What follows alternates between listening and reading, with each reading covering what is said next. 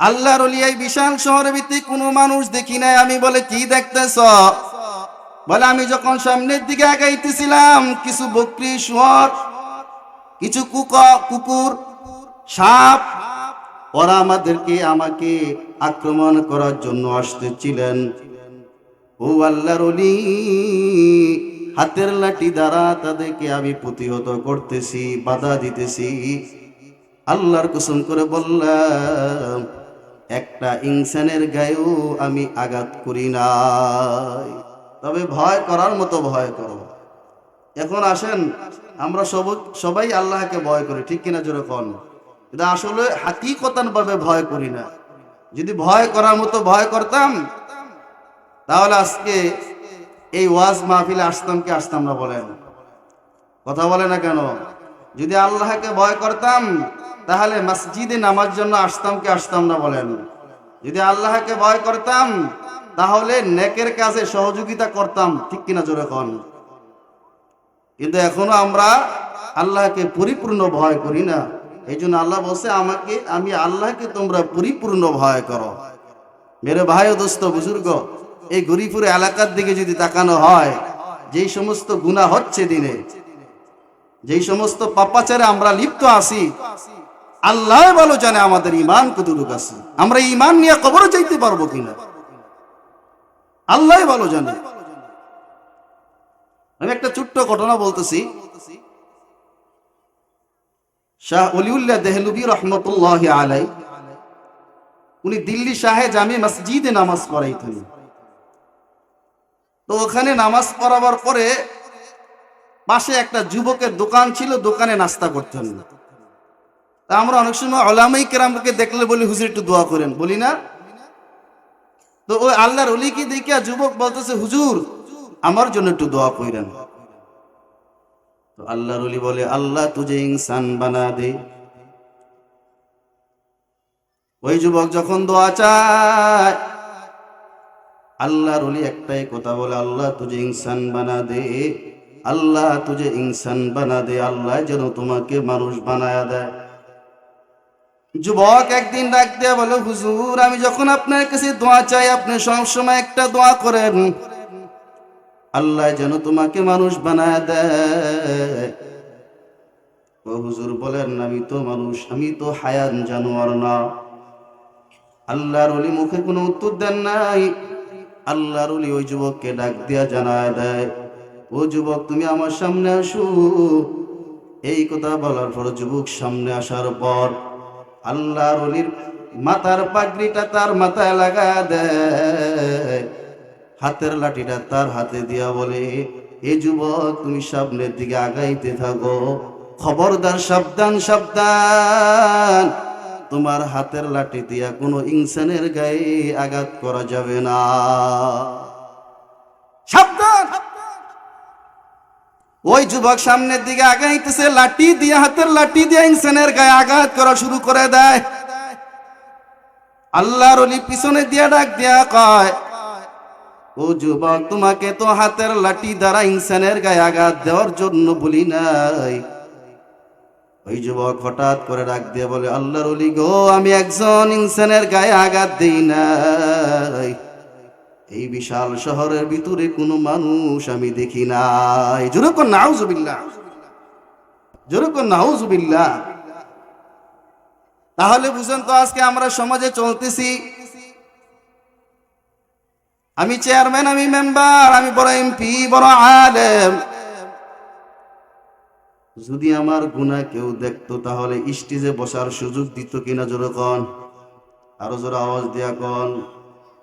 আল্লাহর ওলি ডাক দিয়া জানায় দেয়, ও যুবক তুমি যখন আমার কাছে বারবার দোয়া চাও, আমি আল্লাহর কাছে একটা দোয়া করি, আল্লাহ তুমি তাকে মানুষের মতো মানুষ বানায়া দাও। আল্লাহ তুমি তাকে মানুষের মতো মানুষ বানায়া দাও। এ ভাই, বাহ্যিক দৃষ্টিতে চেহারা সুরত দেখলে মানুষ বলা যায় না। যদি আমার গুনার খবর কেউ জানতো আর আল্লাহর রসুলের খাস দোয়া যদি আমাদের প্রতি না থাকতো, তাহলে আমরাও তার মতন চেহারা বিকৃত হয়ে যেত, ঠিক কিনা জোরে কর।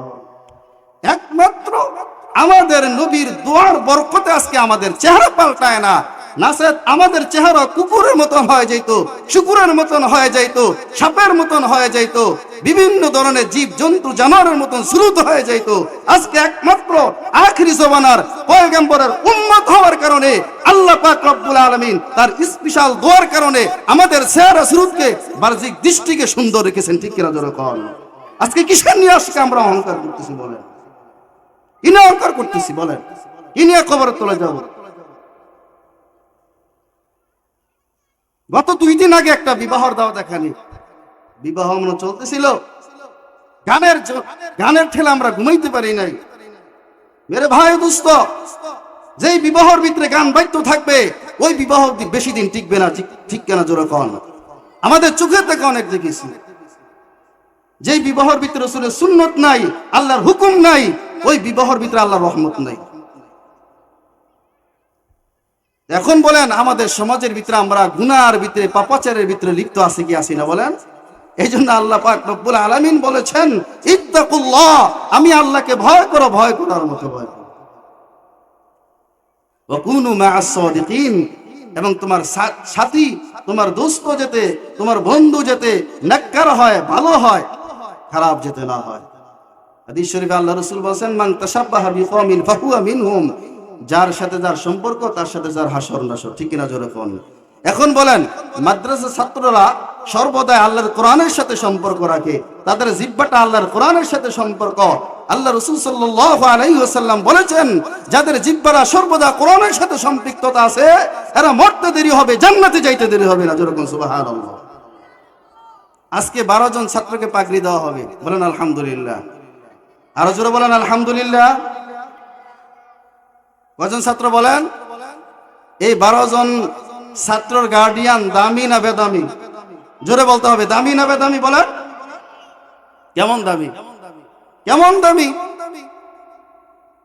হাসরের ময়দানে যখন হাফেজে কোরআনের মাকে, হাফেজে কোরআনের বাবাকে নুরির টুপি পরিধান করাইয়া হাসরের ময়দানে উঠাবে, অন্যান্য ডক্টর, ইঞ্জিনিয়ার, পিএইচডি করা কোটি কোটি টাকা, লাখ লাখ টাকা খরচ করেছে, এরা কপাল বাইরেতে থাকবে কি করলাম আজকে এত কোটি কোটি টাকা খরচ করে সন্তানকে এত বড় ডিসপ্লে, এসি, কত কিছু বানাইলাম, অথচ একজন হাফেজে কোরআনের মূল্য এত এত হবে।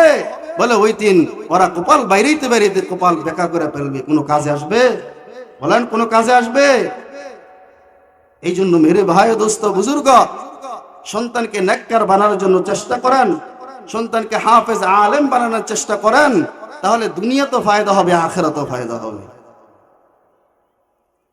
এক ব্যক্তি নিয়ত করেছে সন্তানকে আলেম বানাবে, হাফেজ বানাবে, নিয়ত করার পর দুনিয়ার থেকে বিদায় হয়ে গেছে, আল্লাহ নিয়ে গেছেন। যাওয়ার পরে ওনার সন্তান যখন দুনিয়াতে আসলেন, আস্তে আস্তে বড় হলো, তো তার স্ত্রী ওসিয়তনামা অনুযায়ী সন্তান যখন আস্তে আস্তে বড় কথাবার্তা বলা শুরু করে দেয়, সন্তানকে নিয়ে মাদ্রাসার আলেমের কাছে সুপর্দ করে দেওয়া হয় যে ওনার আব্বা ওনাকে হাফেজ বানাবে, আলেম বানাবে, ওসিয়ত করে গিয়েছেন। তো এই কথা বলার পর আলেম সাহেব তাকে গ্রহণ করলেন। গ্রহণ করার পরে যখন সবক দিবে, আমরা যখন কোরআন শরীফ পড়ে আউযু বিল্লাহি মিনাশ শাইতানির রাজিম বিসমিল্লাহির রহমানির রহিম বলে কি বলে না? যখন আউযু বিল্লাহ বিসমিল্লাহ বলে ওই সন্তান শুরু করেছে, তো আল্লাহ তাআলার কুদরতি অন্তরের ভিতরে জোশ মেরে গেছে। জোরে বলুন সুবহানাল্লাহ। আরো জোরে বলেন সুবহানাল্লাহ। কারণ বিসমিল্লাহির রহমানির রহিম এই শব্দটার ভিতরে আল্লাহ তাআলার 3টা নাম আছে। কয়টা নাম? আল্লাহ, এই শব্দটা আল্লাহ জাতি নাম, আর রহমান আর রহিম 2টা সিফাতি নাম আছে। তো আল্লাহ পাক রব্বুল আলামিন ডাক দিয়া জানায় দেয়, ও ফেরেশতা, এই সন্তানের বাবা জান্নাতে না জাহান্নামে? ফেরেশতারা ডাক দিয়া জানায় দেয়, আল্লাহ, এই সন্তানের বাবা জাহান্নামের আগুনে দাউ দাউ করে জ্বলতেছে। আল্লাহ পাক রব্বুল আলামিন জানায় দেয়, ও ফেরেশতা তাড়াতাড়ি করে যাও, এই সন্তানের বাবাকে তাড়াতাড়ি কইরা জাহান্নাম থেকে উঠাইয়া জান্নাতের পোশাক পরিধান করাইয়া জান্নাতের মেহমান বানায়া দাও। আর আস্তাগফিরুল্লাহ, সুবহানাল্লাহ। কারণটা কি ফেরেশতারা ডাক দিয়া কয়, আল্লাহ কিছুক্ষণ আগে তো এই ব্যক্তি জাহান্নামী, এখন কেন জান্নাতি? আল্লাহ পাক রব্বুল আলামিন জানায় দেয়, ও ফেরেশতা, যেই বান্দা তার সন্তানকে আমার নামে দান করেছে, আমার নামে সুপর্দ করেছি, এই সন্তান যখন বিসমিল্লাহির রহমানির রহিম বলেছেন, আমি আল্লাহর কুদরতি অন্তরটা বড় ঠান্ডা হয়ে গেছে। আমি আর এই সন্তানের বাবাকে জাহান্নামে রাখতে চাই না। তাড়াতাড়ি করে যাও, এই সন্তানের বাবাকে জান্নাতের পোশাক পরিধান করাইয়া জান্নাতের মেহমান বানায়া দাও। জোরে কোন সুবহানাল্লাহ। এরে ভাই, এই জন্য সন্তানকে মাদ্রাসায় পড়াবার দরকার আছে কি আছে না বলেন? একজন হাফিজে কোরআনের দাম কত জানো না? এ মুসলমান ইমানদার আল্লাহর গোলাম, একজন হাফেজে কোরআনের দাম কেন এত বেশি কেন? ফজরের আগে দিয়া তাকা দেখবেন, শীতের ভিতরে আমরা অনেকে উঠতে পারি নাই, বছরে একবারও তাহাজ্জুদ নামাজ পড়তে পারি নাই। অথচ ছোট ছোট বেগুনা মাসুম বাচ্চারা রাতে উঠিয়া এই কনকনে শীতের ভিতরে আরামের গুণকে হারাম করিয়া কম্বল লেপকে লাতি মাইরা ফালায় দিয়া ঠান্ডা পানির ভিতরে ওযু করিয়া ওই সন্তানটা তাহাজ্জুদের ভিতরে আল্লাহর সিজদায় পড়ে যায়। ঠিক কিনা জোরে কোন? এই সন্তানটা তাহাজ্জুদে আল্লাহর কাছে কান্না করে কি করে না বলেন? এই জন্য আল্লাহ পাক রব্বুল আলামিন তাদেরকে কবুল করে ফেলেন, এবং এদের চোখের পানির বিনিময় আল্লাহ পাক রব্বুল আলামিন আমাদের মাদ্রাসাগুলোকে কবুল করে ফেলেছেন। ঠিক কিনা জোরে কোন? আল্লাহ পাক রব্বুল আলামিন আমাদের সকলের সন্তানকে দ্বীনি শিক্ষায় শিক্ষিত বানাবার জন্য তৌফিক দান করেন। সবাই বলেন আমিন।